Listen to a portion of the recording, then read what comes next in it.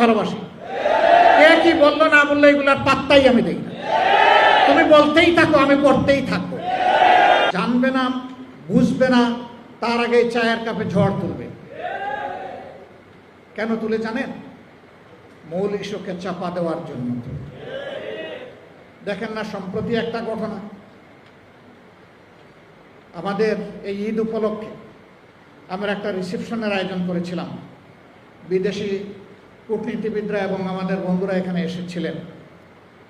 ঈদের দিনটা মানুষ একটু খোলা মনে সবার সাথে মিশে। আমি একটু মিশেছি।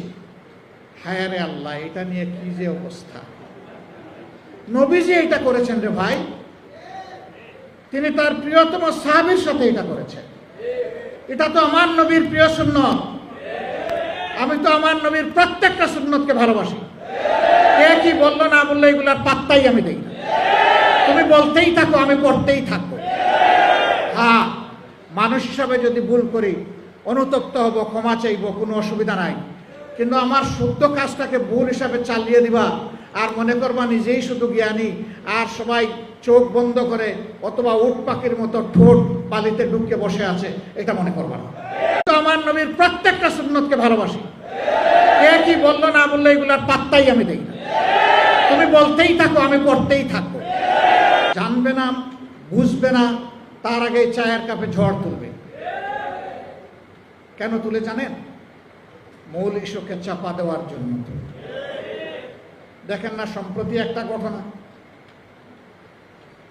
আমাদের এই ঈদ উপলক্ষে আমরা একটা রিসেপশনের আয়োজন করেছিলাম। বিদেশি কূটনীতিবিদরা এবং আমাদের বন্ধুরা এখানে এসেছিলেন। ঈদের দিনটা মানুষ একটু খোলা মনে সবার সাথে মিশে। আমি একটু মিশেছি। হায় রে আল্লাহ, এটা নিয়ে কি যে অবস্থা! নবীজি এটা করেছেন রে ভাই, তিনি তার প্রিয়তম সাহাবীর সাথে এটা করেছেন। এটা তো আমার নবীর প্রিয় সুন্নত। আমি তো আমার নবীর প্রত্যেকটা সুন্নতকে ভালোবাসি। কে কি বললো না বললো এগুলার পাত্তাই আমি দেই না।